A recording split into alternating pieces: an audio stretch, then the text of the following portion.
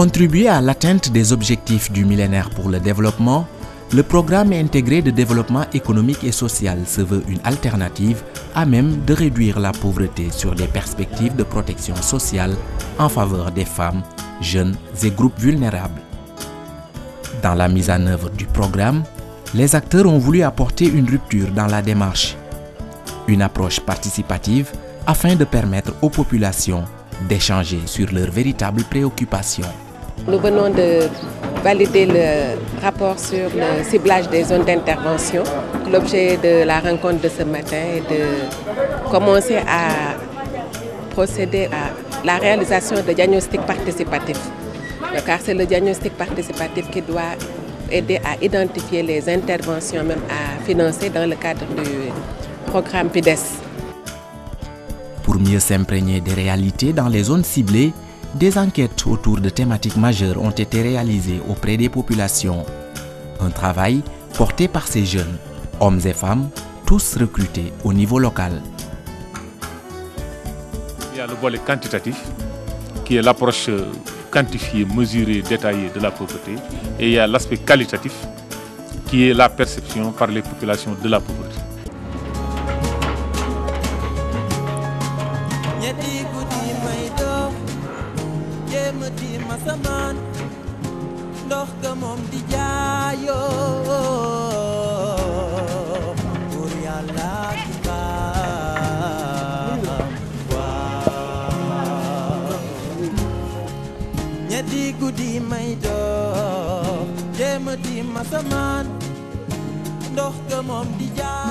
bu dee dépense bi dafa cher est-ce que mës ngeen a toog bañ a faju ndax dépense bi ci médicament yi dafa cher ak yooyu musta kon noonu la def ba jënd médicament yi.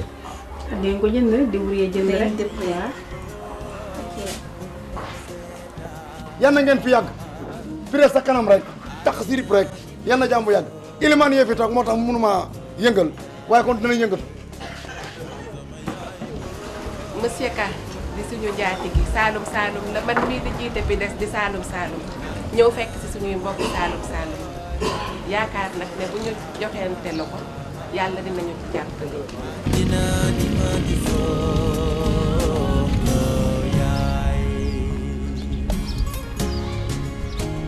pour rek boo xamante ne tey jii bu ñu ñëwoon financé ñu xaalis ñu dem jënd suñu machine yëpp toog di liggéey parce que liggéey lañ bëgg moom lañ bëgg te kuñ ci jàppale tam ñu jël. Le financement mooy seen problème. waaw mooy seen problème.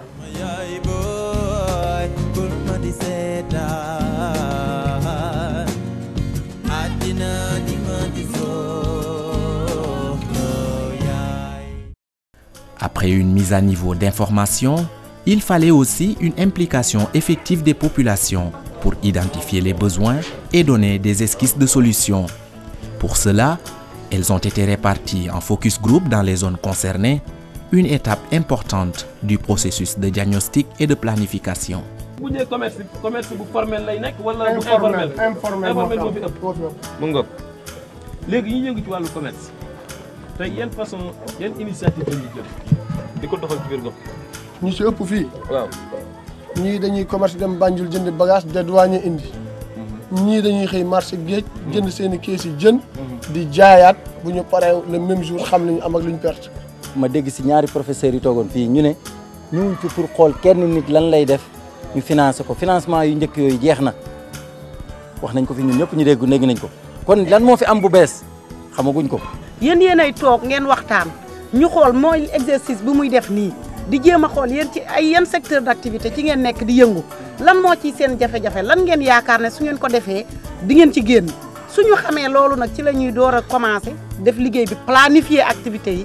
bu ñu paree nag dérouler un plan d'action boo xam ne encore une fois ak population bi lay doon.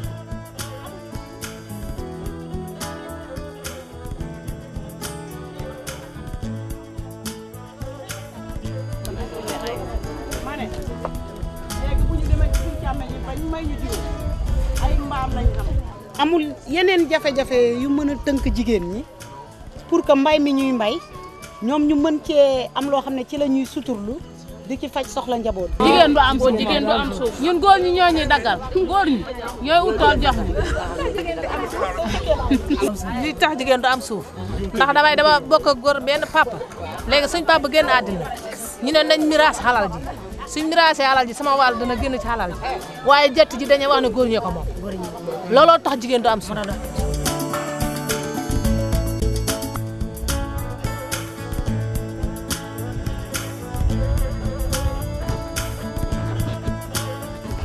ne ku bëgg am doom ñu la yóbbu teg la ci saret yóbbu la laamaram siin tuuti sax dangay am doom ci saret bi suñ demee nga ñu ki yàlla sa doom danañ la laaj pay saal bi xam nga loolu sori na te métti na. ñun ñi nga xam ñu xale jigéen ñi nga xam ñoo dëkk Kër Paate te jànguñu léegi bu ñu waxee ne ñu jàng rek ñoom lañuy dimbale kon ñu jàngul ñoom fan lañ jëm léegi damaa bëggoon ñun ñi nga xam ne jànguñ bu fi courant amoon ñu defal ñu ay salon ñuy lët ak jàng ñaw te yooyu yëpp da ciy baax waaye bu ñu bàyyee nii rek am suñu yaay yu xëyuñ gontu ñun xëyuñ gontuñ bu yàggee kon ñun fan lañ jëm bëgg nañ daal moom ñun xale jigéen ñi ñu jàppal nañu trop ndax xale moom ñun moom ñooy yaakaar réew mi ëllëg.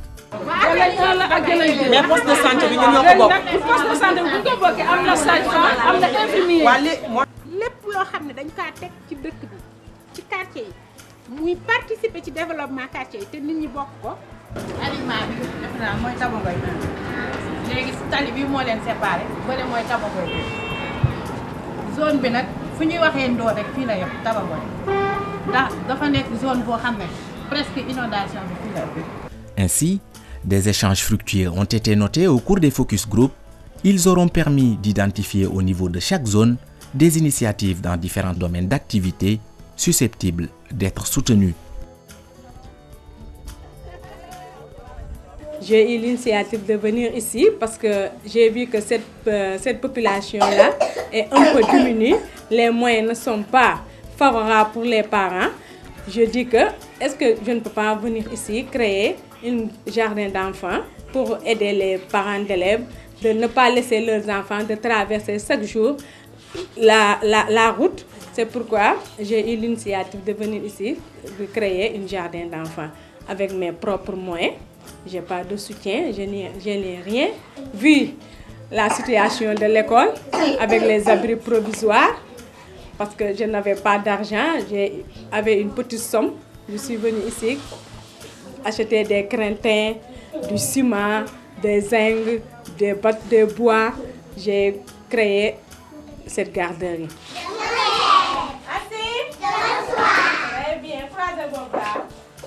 Les palissades, ce n'est pas important.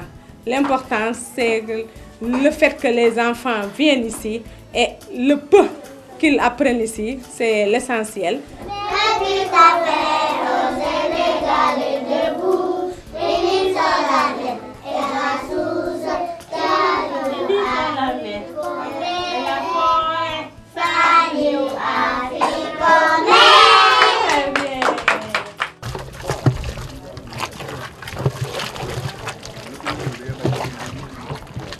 ñun bañ koy door daanaka mun naa ne ay jafe-jafe moo ñu ci dugal ñun ñëpp ndax man dama toog sama borom kër gaañu aw ma soutien 3 mois 6 mois après rakam tam gaañu amuñ benn soutien xale yi ndaw la ñu ngi jàng ñu ngi ci école privée yi di war a fay seeni jàng aw ma dara yàlla dogal ñu ooyee ma benn huile bu avarié Gambie ma dem jënd ko indi di defar saabu ma gis muy dox moment boobu xale yi yaa ngi ci tartar yu métti di daw di dem Italie buñ demee si gaal yi di dee di def lu nekk ma oo xale yi ne kaay leen am na lu ma gis ñu ne ma mère loolu lan la ma ne kaay leen gis naa xëy donc xale yi ñëw ñu commencé di liggéey ñu di ko def ba am ci presque lu mot 12 employés mu am élèves yoo xam ne tam ñoom it comme suma kaa dal leen seen papa yi gaañu nekk ak seen yaay ñii seen yaay yi gaañu amuñuy papa ñu doon jàng seen jàng yeegul ma embauché ci lu mat 2 nit ñu nekk fii di ma jaayal ak distribuer yeneen contrôleurs yi.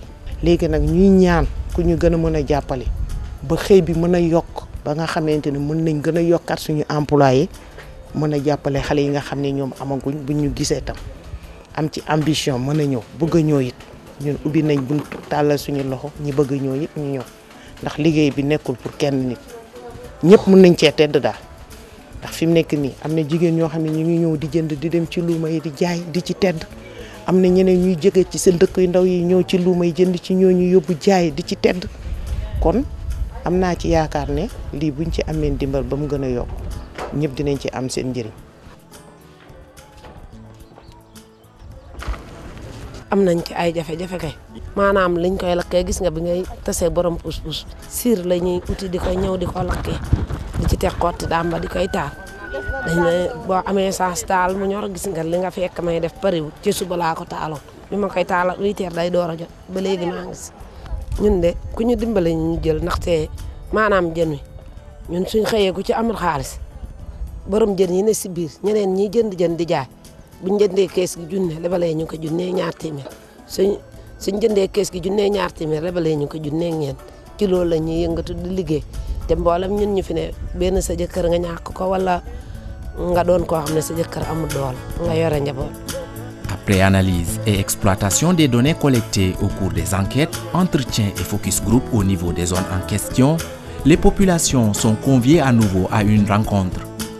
Une tribune d'échange et de restitution des premiers résultats qui devra permettre d'élaborer une planification participative et consensuelle des actions à entreprendre dans le cadre de l'intervention du PIDES. Nous sommes là en atelier de restitution, des enquêtes qui ont été déjà menées dans nos quartiers. Donc les coordonnateurs du PIDES ont tenu quand même à nous faire participer dans la restitution pour être vraiment exact et précis dans les problèmes qui ont été décelés dans nos quartiers. Donc depuis hier, on est en train ensemble de compléter les contraintes, et puis les contraintes du moins, et aussi de sortir les acquis dans nos quartiers. Parce qu'il faut le dire, ils viennent en appui parce qu'il y a déjà quelque chose qui est dans nos quartiers, qui sont des acquis, que nous, en tant qu'acteurs, sommes vraiment les seuls à pouvoir déceler ça et à leur présenter ça. Comme ça, ensemble, les acquis, plus les contraintes, on va projeter des solutions dans le futur et qui sont surtout réalisables pour le développement économique et social des femmes et des jeunes. C'est à notre tour d'abord d'encourager les initiateurs de ce projet. C'est-à-dire à notre tour, nous allons essayer de prendre nos responsabilités pour pouvoir répondre aux attentes de ce projet. C'est une démarche que nous apprécions vraiment très positivement parce que c'est nous qui avons mis le doigt sur les problèmes. Aujourd'hui, c'est nous qui proposons les solutions conformes à ce que nous attendons. Donc je crois qu'il n'y a pas meilleure démarche que celle-là. Nous sommes venus aussi restituer les résultats préliminaires avec les populations et les quartiers, vous avez vu, sont venus en masse, représentés par les délégués de quartier organisés en zones, et les 4 zones étaient là pour valider les résultats préliminaires, nous aider à compléter les tableaux de synthèse du diagnostic et en même temps enclencher le processus de planification à travers l'identification des activités prioritaires, leur localisation et l'échéancier, n'est-ce pas, qui permettra de développer les actions sur un horizon temporel qui est celui du PIDES. On est totalement satisfait de l'engagement des populations, de la passion avec laquelle elles nous ont accompagnés, de l'engagement de l'équipe municipale. Vous avez vu les services techniques qui étaient là, qui sont regroupés à travers le comité régional. Donc, et c'est le développement communautaire qui assure, en fait, si vous voulez, le secrétariat technique. Et c'est le gouverneur qui assure la présidence. Donc tous les segments, disons, de développement qui sont là, aussi bien les services techniques, les populations, la commune, sont là parce qu'on est quand même dans une dynamique de synergie, de convergence des différentes énergies, hein, donc de partenariat le plus large possible, où chacun puisse se retrouver, hein, pour créer, disons, une masse critique importante et enclencher le développement de la région en faite intelligence avec les partenaires qui sont présents ici, aussi bien les ONG, les organismes, les projets et programmes, et disons tous les acteurs pertinents, hein, qui sont porteurs, disons, de projets d'ambition pour la région. Et je pense que nous sommes totalement satisfaits des résultats qu'on a eu.